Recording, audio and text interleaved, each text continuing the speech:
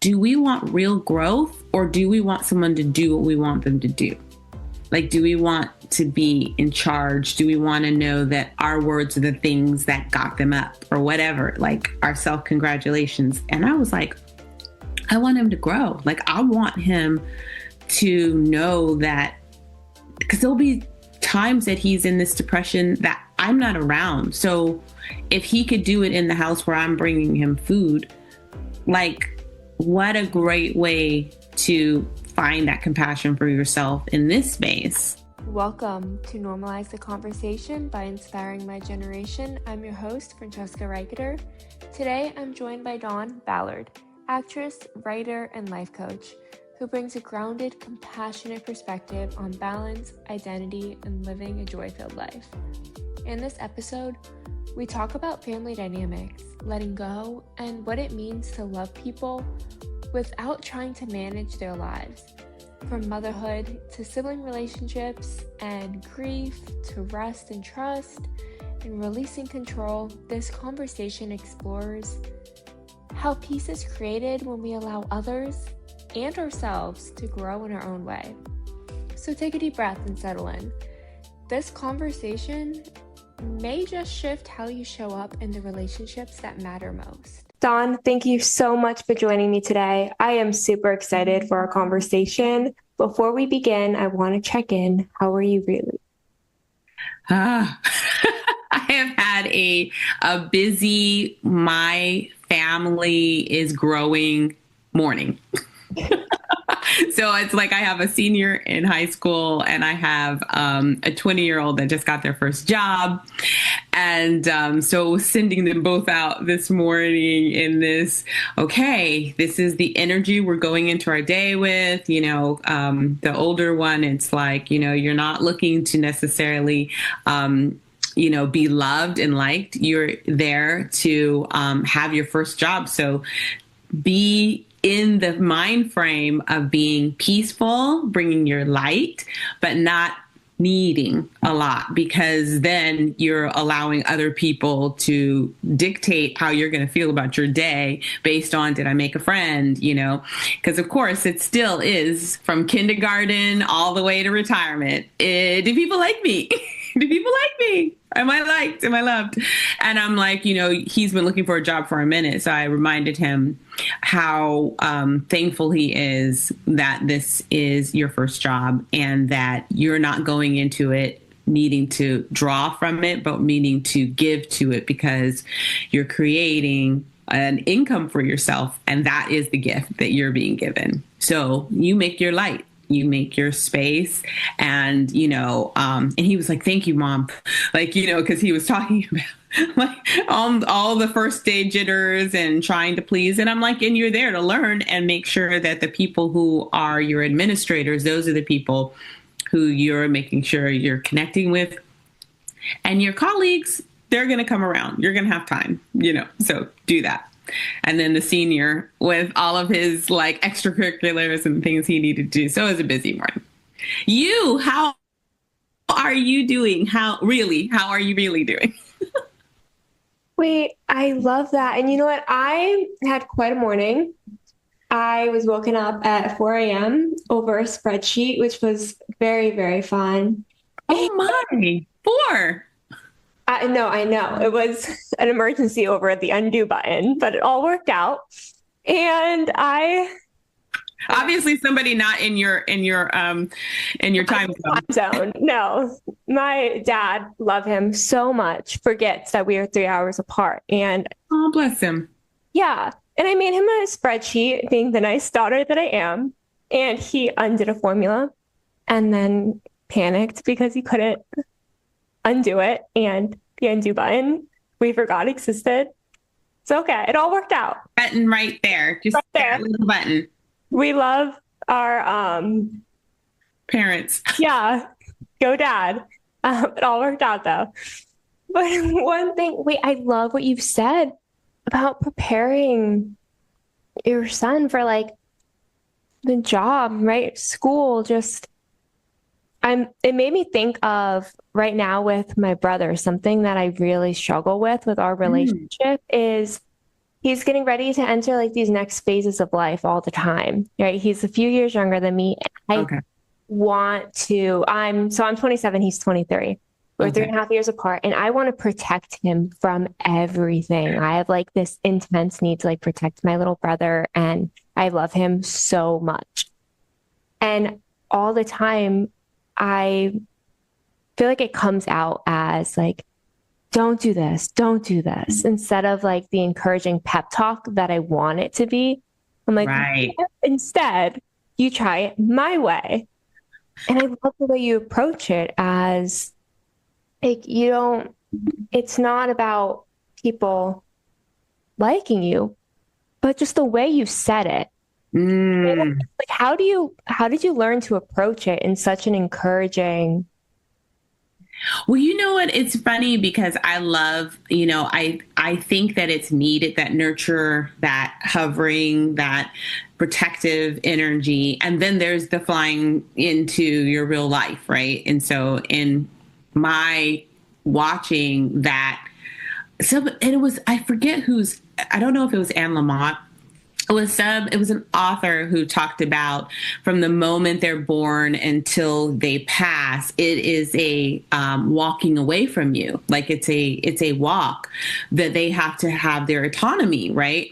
And so when I raised my kids with this ideology called RIE, which is Research Infant Educating, and their model is that they wanted us to think of the children as being these very tiny old people that were learning the language, and but they understood a lot of everything, that's hand movements and all the things, but we needed to respect their autonomy even as babies, so that we weren't picking them up and taking them places and doing all these things and lifting them out of space. And and so it was a constant respect of the fact that they have their own desires, they have their own autonomy, they have their own walk, they have their own things that they're going to have to discover.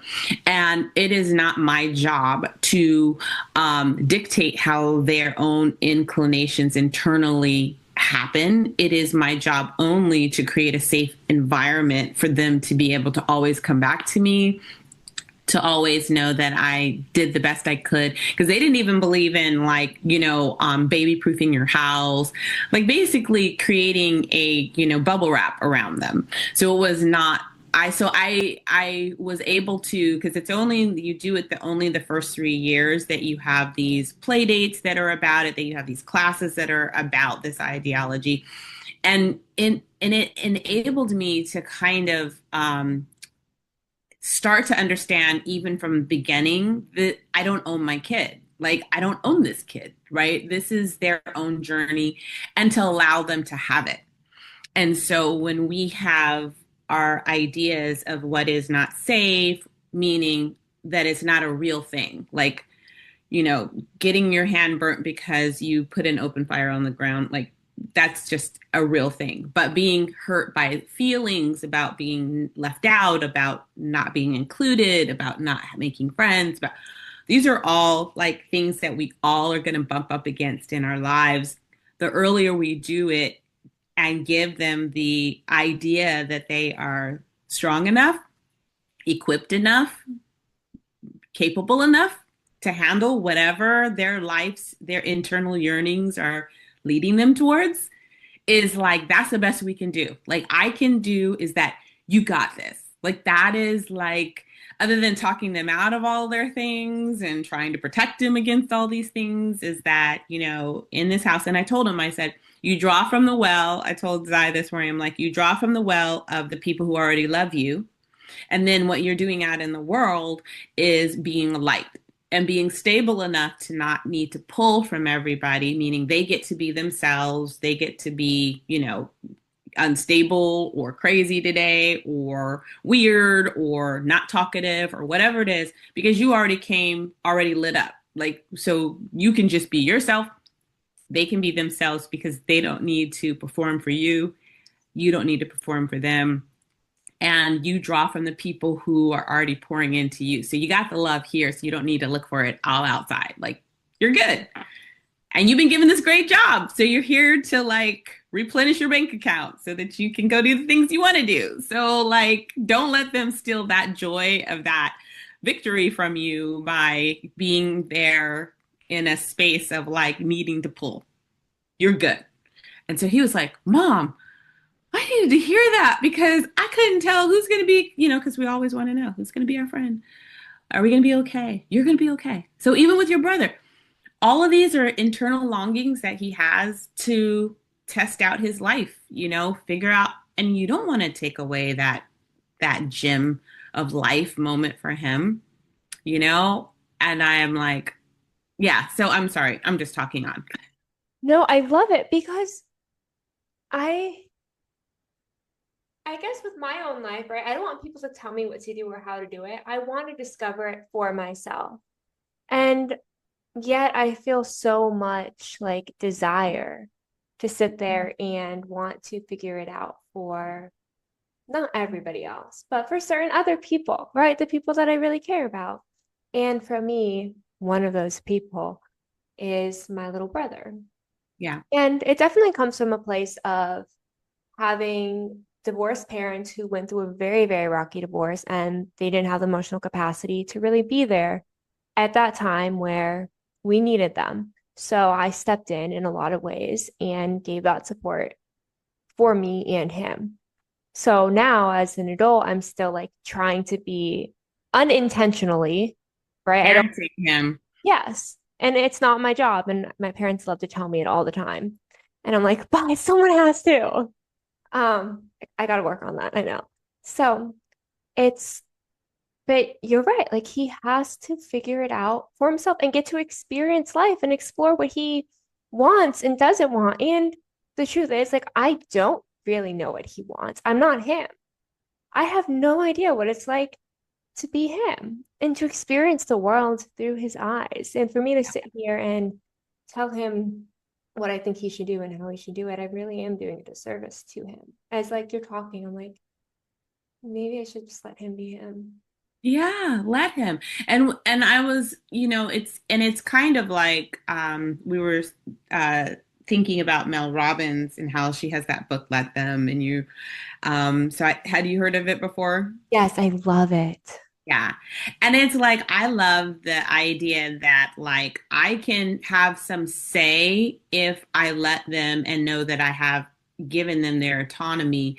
And I feel it's ripped from me if I feel like I'm missing out on telling them what I want to tell them, right? But if I just allow, which is let them, like, allow them to do it how they're doing it, no matter what, that's what they're getting ready to do. So my allowing or not allowing is on my part of how I narrate what's happening. So it's either ripped from me and I'm so angry and I'm so mad and I'm so judgmental, right, of whatever their decision is. And they're protecting themselves from me. They're protecting themselves. They're covering their ears, covering their eyes, like, ah, la, la, I can't hear you because they feel like how they're doing it, who they're being, all of that is under attack from your point of view of protecting them because you know better. And they're here to try to figure out like their own autonomy. Like, what do I know? I know something, I know how I feel in my heart. I know, so we want them.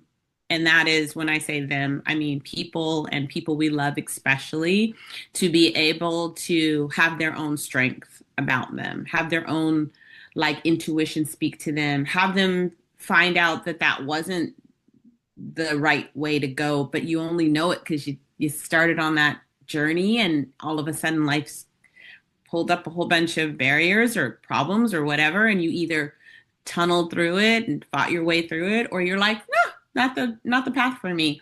And then they know it for themselves, but it's not us living their life for them. Basically, if we're here to just tell them what to do, I mean, like, they just got to check in with me. So what's going to happen to me today? I know you know, and we don't know. Like, it's like our best guesstimate from where we came from what happened to us, from our experience. But it's like they're a whole new being, a whole new creature, a whole new like set of like, because this one kid that I'm talking about, I'm thinking he needs now. I have been on a mum's the word person since because he had a very emotional breakdown last year. And now he can't hear from me all the criticisms and my momisms, right? All my high minded, big thinking self. And I use that idea as like as if I'm doing their math. So think of it like with your brother. You're doing their math. So you're doing their homework for them, the life thing. Like they're never going to be able to pass math because we did it for them, right? Which is us saying, I know better. I know better. I know what you should be doing. I know you should be thinking. I know the formulas. I know how you should do it. And it's like, no matter what, at one point, they're going to have to add up all the things for themselves. And they're not going to be able to do it if they were to even be listening to us all the time, right? So, right now, with my son, I'm the one who's like, I don't say anything. His dad, if anybody, because he just needed, from his mental health standpoint, not to have everybody like in his ear. Like, I think you should do this and da da da da da. So I became the one who was like, and my husband, if anything's to be told to him, but that means I'm not talking about cleaning up your room. I'm not talking about how many ways have you like applied for a job. And I was just, girl, I had all the things, but his walk is different. Like things come to him. And I'm one of the reasons that he had his emotional breakdown because he needed to have a break from not going straight to college. Internally, he knew that was not for him. I'm thinking, oh, you're going to be lost and you can go to art college and it'll be okay. And I'm infringing very unRye like on the boundary of his autonomy, of his own knowingness for himself. And that's the part that you never want to steal from people is for them to know the intuition of just go this way, don't go that way. That's a friend, that's not a friend. All those things you get because you try it. You get because you taste it. You get because, and then your intuition, the RIE method is that you leave that child, that individual's intuition intact so that they have it to draw on when you're not around to tell them what to do. I love that you brought in the math example, first of all, because all the way until my brother's very last college assignment, I did it. Literally. You cannot be serious. Oh my God. Very last college paper submitted, done, me. I always joke. I was like, that's my degree. Thank you very much. It is. So you're also feeling so much heartbreak over all that you've poured into your quote unquote child, right? Your younger brother. Us enmeshed.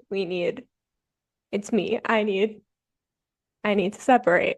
He needs the independence, and he's doing a very great job at setting that boundary and separating himself and giving himself the independence and figuring out who he is. And I am not doing a great job at letting go and letting him, is what I'm learning. And one thing you said that was so powerful is when you said the word judgment, because it's not judgment coming from a place of a lot of times we think of judgment as harsh and criticism in a way that's intentionally mean. Sometimes judgment can be from a place of love, right? And we want to just help. And we don't always realize that that's still us passing judgment in a way of not trusting you, right? Not trusting your intuition, not trusting that you can do it too, and that you know what's right for you, not allowing you to dip into what you said, you're knowing. And I'm sure my brother is so much smarter for himself than I give himself credit for. He I bet he really can figure out what he wants and go after it and get everything he deserves and wants out of life. Whether or not I tell him what that is, right? It's probably not what I think it is anyways, because we're very different people. We are polar opposite. That's why our college assignments were done very differently, right? The way we approached it very differently. We're very different people. We want very different things out of life. We go about it in very different ways. And that's okay. And for me to sit there and tell him he needs to do it the way that I want him to do it is doing an injustice to him. Just hearing you say it, I'm like, wow, I need to let go out of love. And that's, you know, fear, but it's okay. Like that's on the other side. Fear is love, right? I just let him be him and know that that's okay. Like I prepared him for this moment. Like you poured into him all this love for him to believe in himself, I'm sure, right? To him to trust himself, believe in himself, believe in his capability. And so then he's now getting a chance to do it. And we're like, wait a minute, I'm going to help tell you how to do that too. And you're like, no, this is believing in me. Believing in me says that, I'm ready to do this big step. I'm ready to take on this new responsibility. And the thing of it is, when we let go of our judgment, we also don't underneath that go, I kind of hope they'll fail because this is what happens when you don't listen to me, when you don't, So you let go of it because you drop the idea that I do know what's best for you, right? Because even, our idea of what's best is what we've known. We're not getting it from the eternal ethers of like um, adventure or excitedly the unknown, which is where everything is created, right? Out of the unknown. So when you allow them without the judgment, you don't put any more pressure of I got to prove everybody right or because then that's when people hold on to things that are not good for them longer than they should if it does go awry because they're just so trying to prove everybody who didn't believe in them wrong that they hold on to things that are no longer right because even with my children I'm like I'm still a work in progress. If you choose a path that you realize down the road doesn't suit you, please know that you have the right to change your mind, that I'm not sitting in judgment, even if it wasn't what I thought was the best thing for you to do, right? Because I want you to be able to pivot. I want you to be able to not have this energy of like, I can't change my mind because everybody who thought I was doing the wrong thing will then, feast on my bones. And it's like, no, it's just life. It's life being life. I hope you'll be able to. And I think even during, the in this advocacy work I do, it's like people forget that they can change their mind. Like you can learn and you can go, I do better because I know something new and I don't have to keep on this road of whatever it was that I thought was a, a truth a bedrock of whatever I thought was the way life should be lived, whatever it is, that you can actually go, wow, I have evolved. I thought this was true for 30 years, and it's not anymore for me. And I can choose different. I can let people be themselves. I can, all kinds of things. It's an incredible ability as a human to be able to do that. And it's very challenging.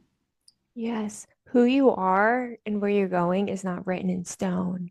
The only thing that is the past, and we forget that.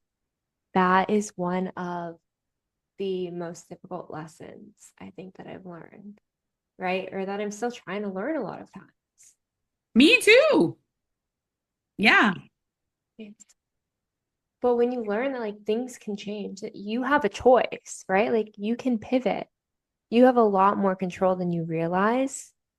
It really does open a lot of possibility, a lot of hope. It helps, at least for me, when it gets to those moments where, for me, I live with a lot of depression. And when Mm, that depression starts to come up again, it helps me reignite that spark within me. It helps me find a little bit of joy, a little bit of hope in the midst of despair when I'm able to see that I can pivot, I can make a change. It doesn't have to be that this is it forever, how I'm feeling right now. That right. what I'm doing, it feels like nothing's working in this moment. It feels like I'm hitting a dead end for months on end or years on end, whatever it is. I can make a change. It doesn't have to stay this way. Right. That has changed everything time and time again. Mm. Yeah. Oh my gosh. And it's like, I love that vulnerable space of, because it's like right now I'm going through grief because my sister passed away this summer. And I have been like when you just said about depression and it's like when you feel so like overcome with something that feels out of your control, like overcome with, like, I just feel like days that I'm just like, I can't think straight. Like, and I understand now that it is this grief that I can just let it be for whatever space that is. And then I can know that it will pass, and I think that not thinking it will pass is a part of, like, we need to feel our feelings. And then also, so it's not because I coach. And so it's like, I always let people know it's not about staying happy all the time. That's not the goal, is to be on this high. Because that's why, people take drugs, because they're just like, I'm supposed to be, this pinnacle of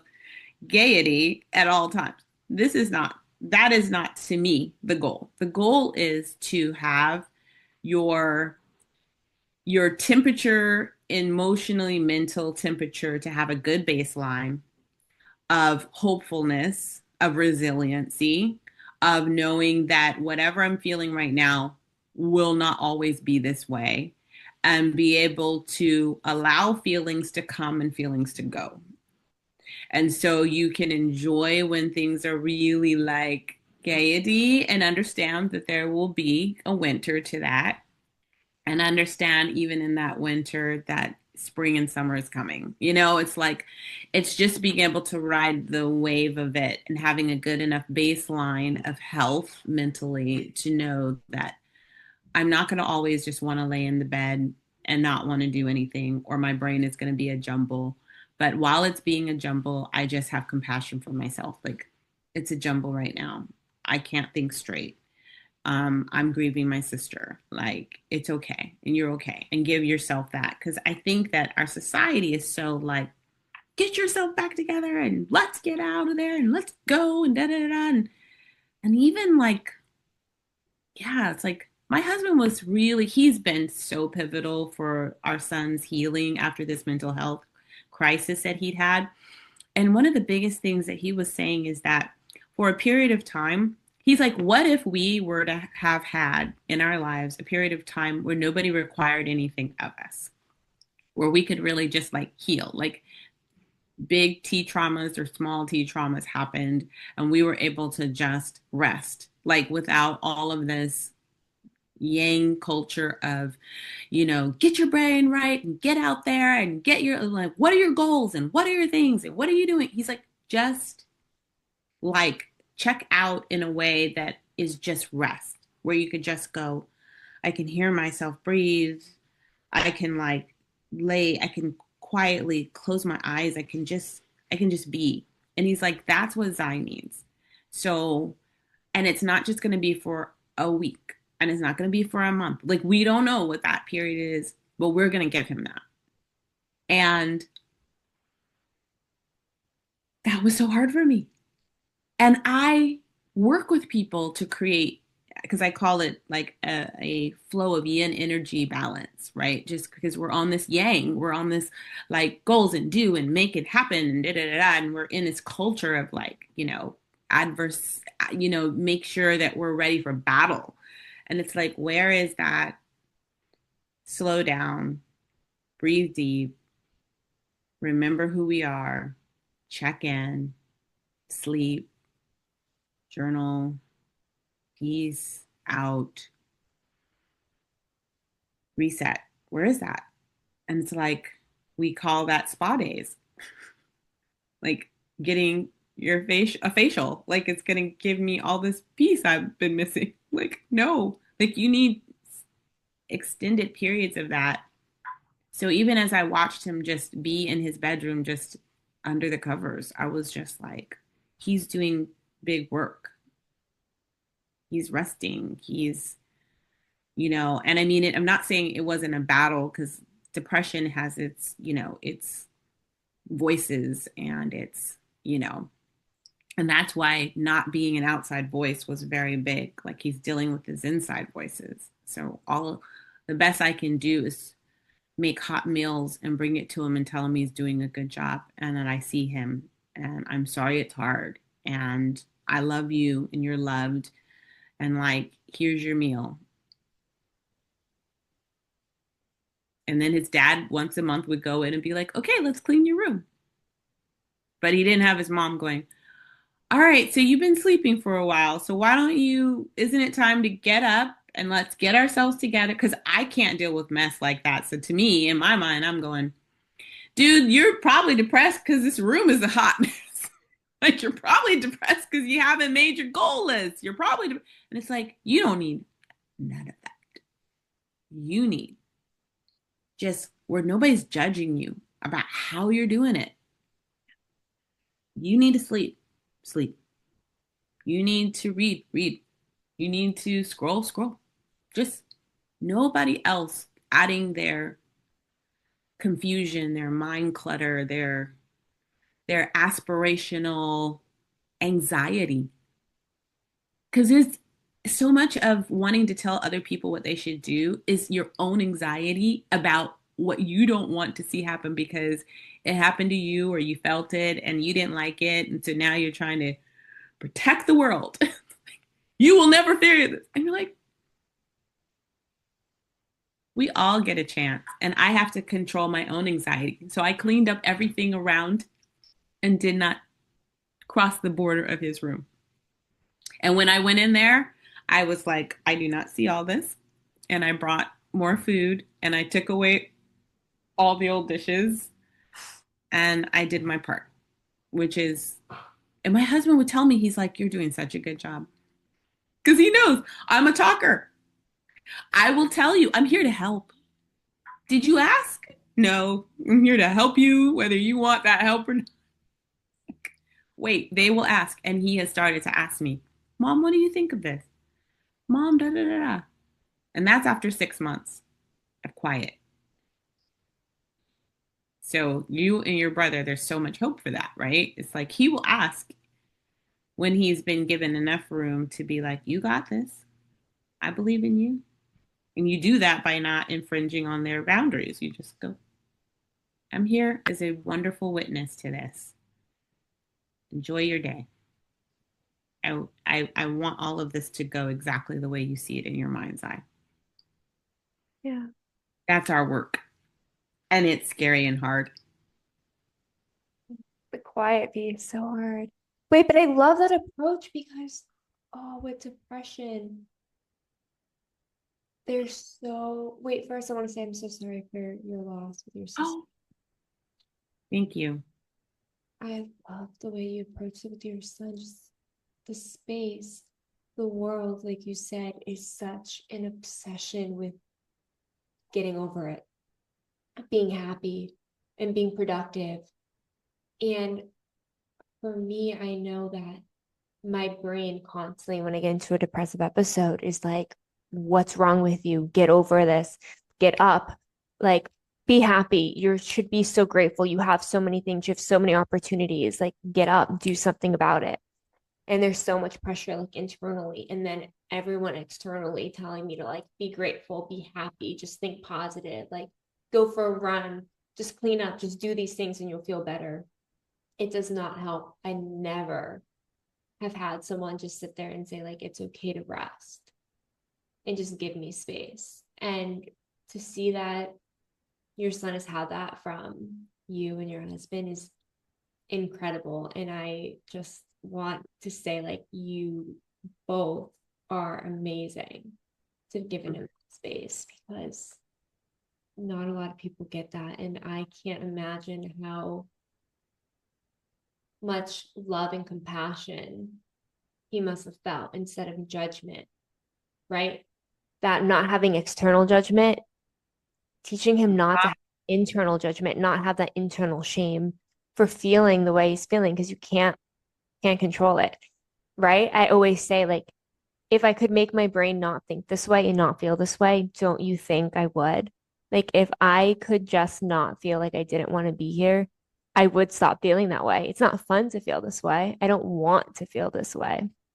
Right. So if I could make it go away, I would, but I can't. So for other people to add that external judgment that increases my internal shame and my internal critic doesn't help. So I just so much like, I don't even have the words, but I love that that's the way you approached it because I can't even begin to imagine how much of a difference that has made and will make for years to come in the way that he sees his mental health and approaches his own mental health with compassion, right?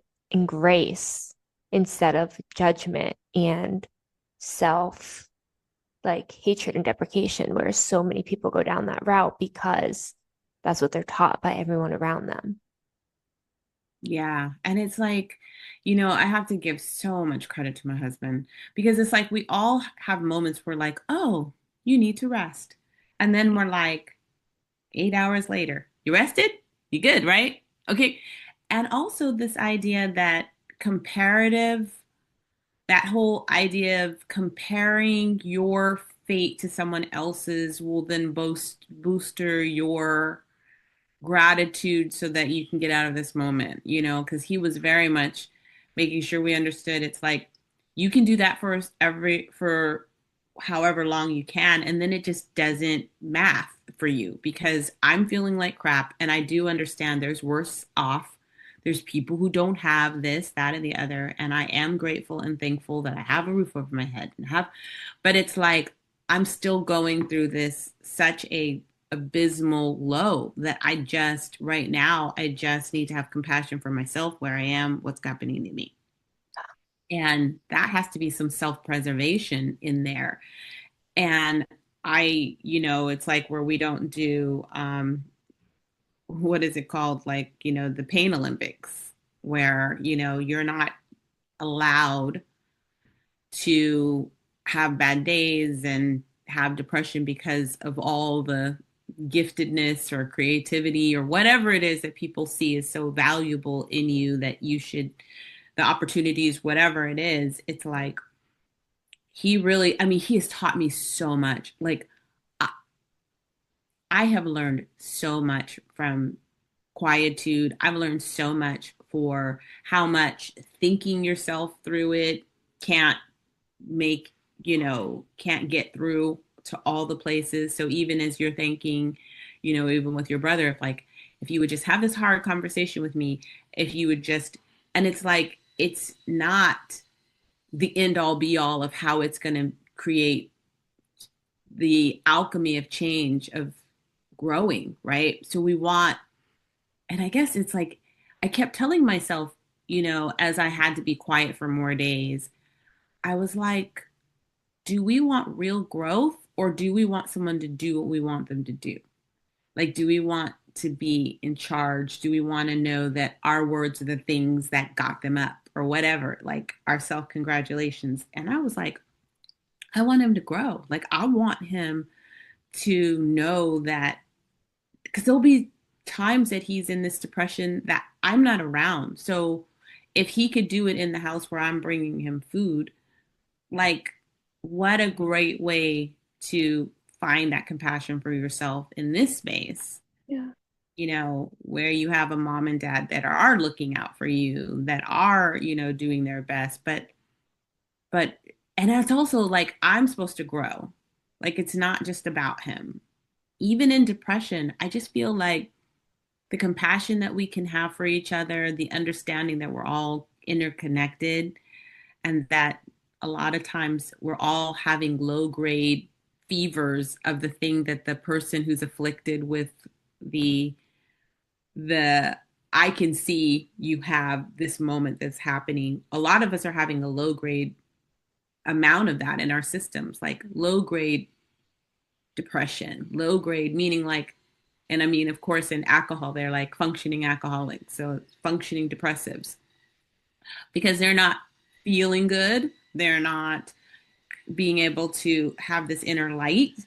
But some people in our society, and I don't know, I mean, of course, I have so many, like, I don't know, ideas of what this could come from, but I feel like since I feel like we're all connected, I feel like some of us just take to our bed with it. Like it's the heaviness of society that we all are feeling. And some of us just are like, and it's usually our intuitives, our empaths, people who are just like, I cannot move one step further with this insanity that's happening around us. And I have to stop in my tracks and just bow to it for a minute. Like I can't go a step further. And the rest of us that are trudging past them, there's so many levels of like, I'm like right now, like I really wish I see his strength in being able to just take to his bed. And I know, of course, it came over him and there was nothing he could do. But I also just saw after that really deep, dark place was over, where he's just like, I don't feel like getting up. And it wasn't deep depression anymore. It was just like, and I'm like, what a trust fall into your life. You're just like, I don't, like, I know there's people out there that'll bring me food.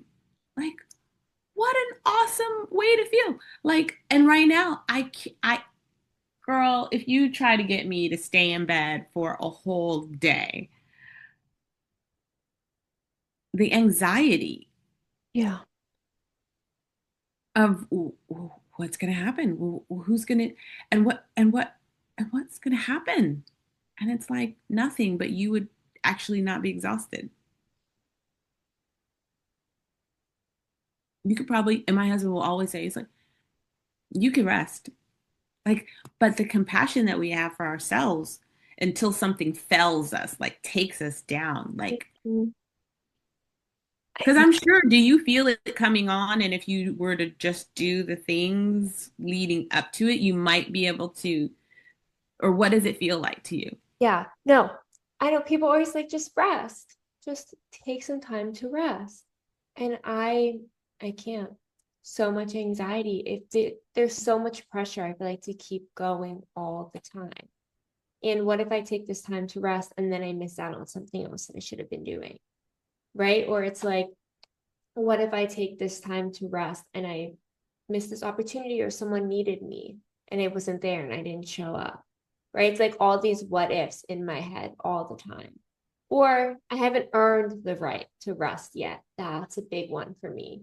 I haven't earned it yet. I need to keep going. And it's all the time so much. I have this one friend who every night she's like, well, what are you going to do tonight? And I like give her a list of the different things I could be working on. She's like, well, what if you watch this movie instead? Or what if you watch this show? And I'm like, that doesn't sound on brand now, does it? It's not going to happen. But every night she tries. And I think it's the sweetest thing in the world. And I'll say in the past 3 weeks, I want to say, since Halloween. So around Halloween, it was the 30th. So the night before, I watched the movie. The one time I did it, I listened. She got me. It happened. She was very excited about it.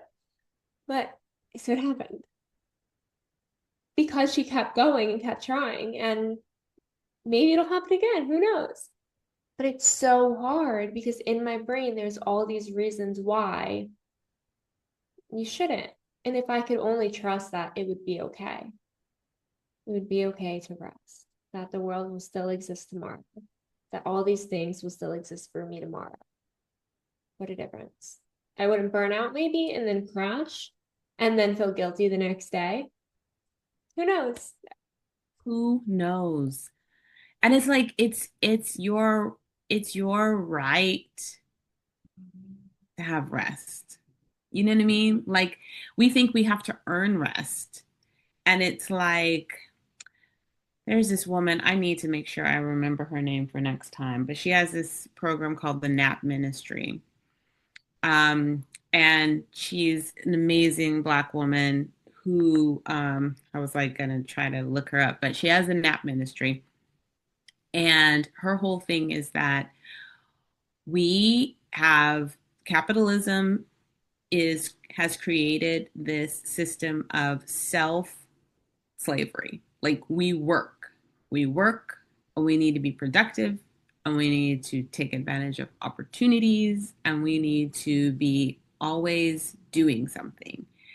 And it is taking our humanity from us because humans, it's built into our DNA. We need rest, right? So we will figure out how many hours and applaud ourselves for how little sleep we can get and still function, how much we can still bear, how much stress, how much, and live for this week of vacation.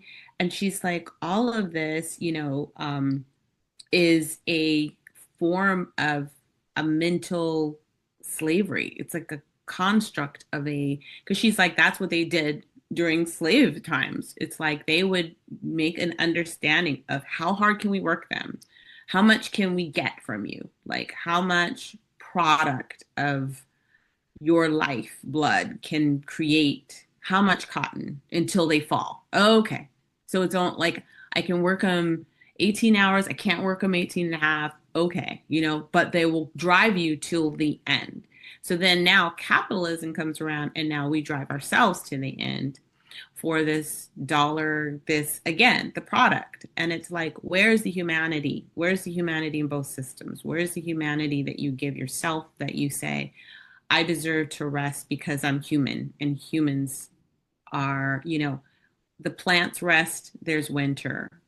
The whole system of being in this ecology of life, it rests like it's a part of its DNA and we are part of the planet and we need that. And therefore, when we don't give it to ourselves, we are literally task mastering ourselves for this outcome that is supposedly more important than our humaning, right? This outcome of productivity. And whether you're looking at a crop of cotton that you want all these people to do, or you're looking at your own self and going, what did you produce? What's your crop? What did you do? And if you don't have it, you didn't deserve, you don't deserve, you can't just go, just because I am, just because I'm here, I'm deserving of time off.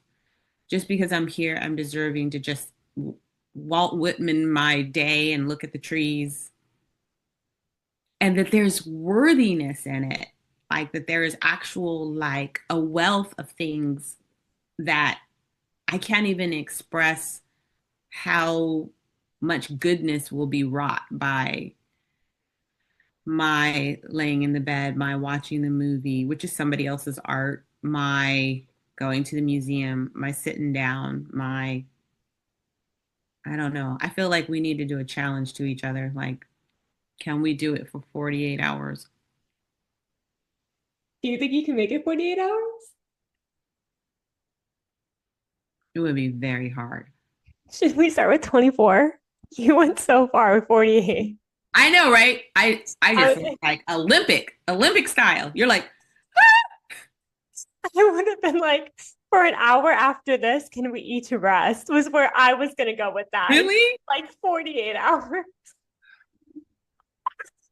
I want something that feels like mighty. Like I want something, how they say that the goal that is a great goal is one that makes you a little scared, but you're like, okay. But if it doesn't stretch you enough, it's not really. So I don't know. I feel like, okay, 24 hours. But what would that look like? Would I not make dinner? I don't even know what to do. I don't know. I don't know what rest is. What does rest mean? No, never heard of rest before. Because honestly, this is how Up. I know what do you do? Because what I end up doing is that the idea of not having to do anything makes me have more resource to do things. Like you can just have a free hour and then it's like 20 minutes in, I'm like, I feel better just knowing I don't have to. But if I want to, I can do this or that. But if I was made to where I cannot, that to me is the real like, no, now go for a walk. No, now just lay in the bed and just look at your hands. Now just journal. Okay, I like the journaling. I can get Oh, you are getting productive in the journal. the You're backloading your work. I am getting something done. Girl, this is how productive craziness I have been. I have been like, if I journal, I usually journal in a book, but I'm like, I need to journal on my computer so that I can turn it into into my book. I can make Make a a blog blog. post. That's what I did last time. My last journal turned into a blog. Wait, we're great at resting. This is going so well. We've already just blogged. When I tell you we are getting an F plus, we would not make it out of rest class. Fail. You have failed resting. It's going so well. I can't believe you said 48 hours. I was like an hour, and you're like 48. 48. Going so well. 24. We're doing this. 24. 24. Honestly, though, I'm like, I'm so tired, though. I'm always like, what should I be doing? And then I'm like, let it go. Let it like give yourself like where are you going to carve out this thing? And then you can because it's really not trusting life. Okay, because all of this anxiety about doing and pressuring other people to do, this is scarcity mindset. Abundance is like, it's not, you see it on the leaves on the tree. It's like there's just more leaves. It's like as long as there's nourishment, like we give you more leaves. We're not going to go, you can only have 10 leaves per branch. That's not what abundance is. Abundance is like everywhere. It's like, and I'm like, so all of it is scarcity. So then all of us are a smaller version of the scarcity. So they've got the scarcity at the top, and then everybody under them is like, we don't have enough. We don't have enough. Because I mean, even like I I have given myself the challenge of knowing that there is enough. Like I just keep saying it, even with hours in the day, with moments with friends, with time with my sister. There was enough. There is enough. I am enough. Because everything we ingest is there's not enough. We got to hurry up. We got to do it all right now. We've got to work, work, work, work, work. And all of that is scarcity. It's just not enough. So we got to work so hard. And we're not enough. So we got to work so hard to prove that we're somebody because we're not just somebody just because we're here. And I'm like, I, at this time of my life, still have that disease. I'm still raging with that fever. And I'm constantly working to ingest things that bring the temperature down. But because that is a part of this society that we've been a part of, this age, because it's not always been this way, but because this is what we have nurtured into this part of human history, it's very challenging to self medicate and soothe ourselves out of the cultural disease of this thing. Because we're all like contagion, giving it to each other again the moment you come outside your house or turn on your phone or whatever. We're literally like getting that hit of that disease again. We're like, I just was getting over that cold and now I'm in like struck by all of the virus again and all of the. Yes, and every single thing around us externally is teaching us more of why we're not good enough and why we're not enough. Every piece of marketing, every time you go online, right? Every single ad campaign, everything is a reason why you're not good enough and why you need something else. It's so frustrating. Every single thing around us. And then it's like, well, embrace yourself and love yourself and be happy. I know. And it's like Thanksgiving, right? It's supposed to be a time where it's supposed to be about being grateful. But they've even made gratitude a toxic gratitude, right? Where it's like you can never be grateful enough. And you're doing gratitude wrong, right? Like everything they have taken holidays, right? Where it's supposed to be about, families coming together to celebrate. And now it's about who buys more and what you get and the value of your presence and what it looks like. Are your gifts wrapped aesthetically enough for that? What about your table? What did you cook? Yeah. Did it look pretty? What are the serving dishes? Yeah. Did you have the right placemats? Yeah, they have completely capitalism. It has taken away from all of the joy and brought it all into reasons why you're not measuring up to these expectations that change every single year. And you don't know what it's going to be until what's ever trending online that year. And the only thing that we can do is have dominion over ourselves. So again, it's a let them, right? So let them do that. That's what they're doing, is if it's an entity that's like reaching in and grabbing hold of my attention and my this. So all I can do is save my own self. Like, because in saving myself, I them and catching and contagious the same way, right? It's like, if I decide to not buy into it for an hour, for 24 hours, for 48, like if I pull away, and I'm saying this because I need to hear it, right? So if I pull away and don't do the thing for an hour, for 48, for a week, for as my son did, like he took his space. If I do that, isn't that helping all of us? Like, isn't that like, aren't I a revolution?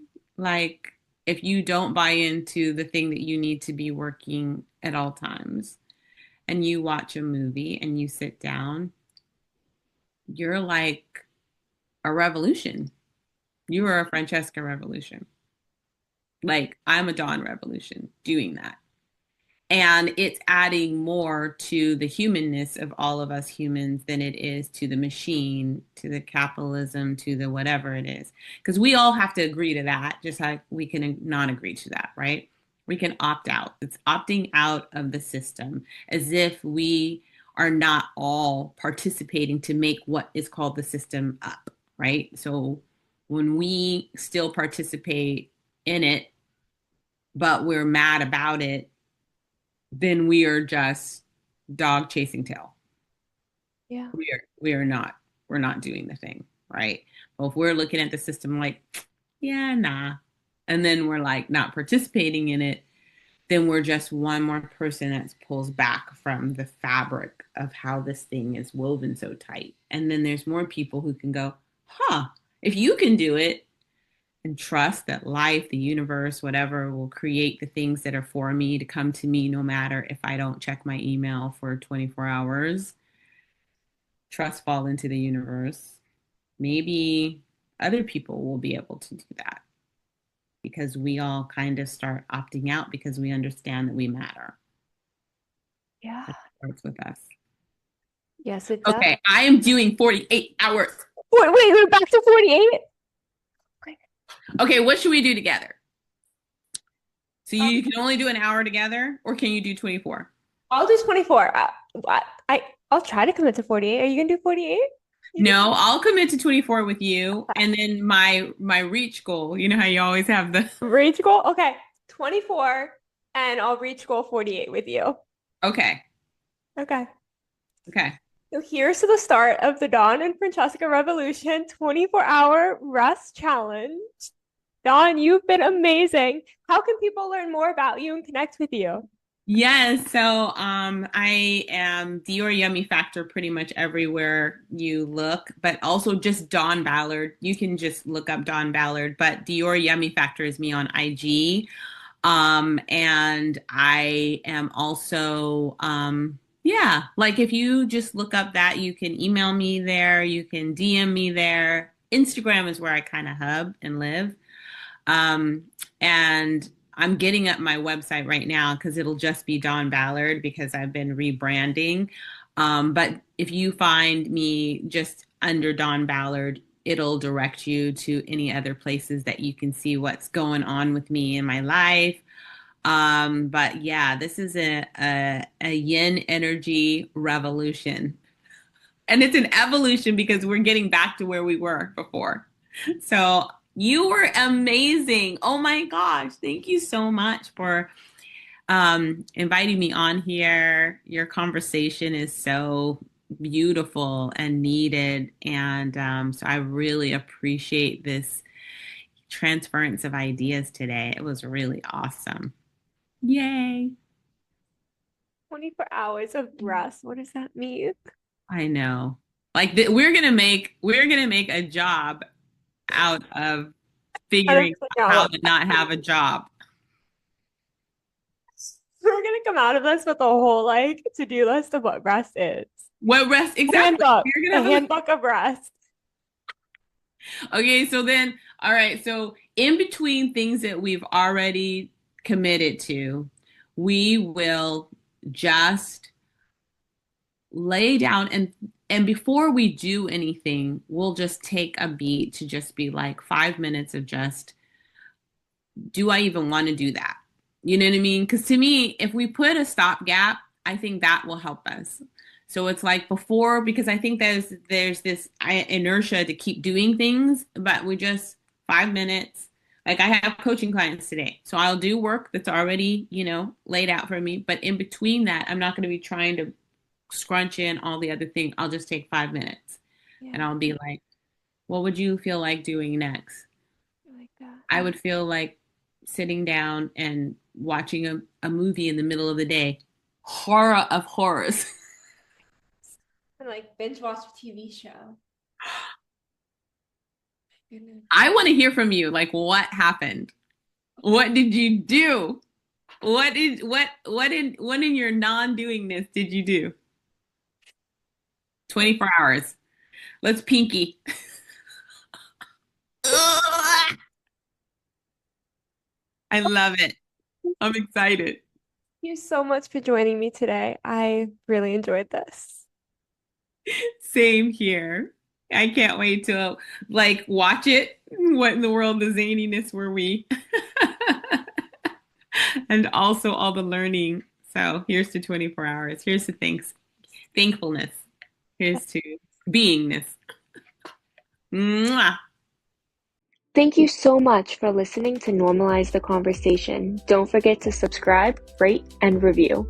This podcast is an initiative of Inspiring My Generation, focusing on normalizing the conversation, bringing education and awareness to the forefront, and amplifying global voices to spark change and hope.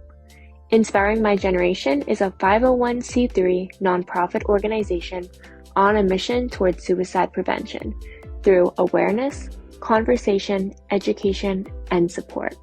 Connect with us on Instagram at Inspiring My Generation and visit our website inspiringmygeneration.org to learn more about our work and how you can make a difference.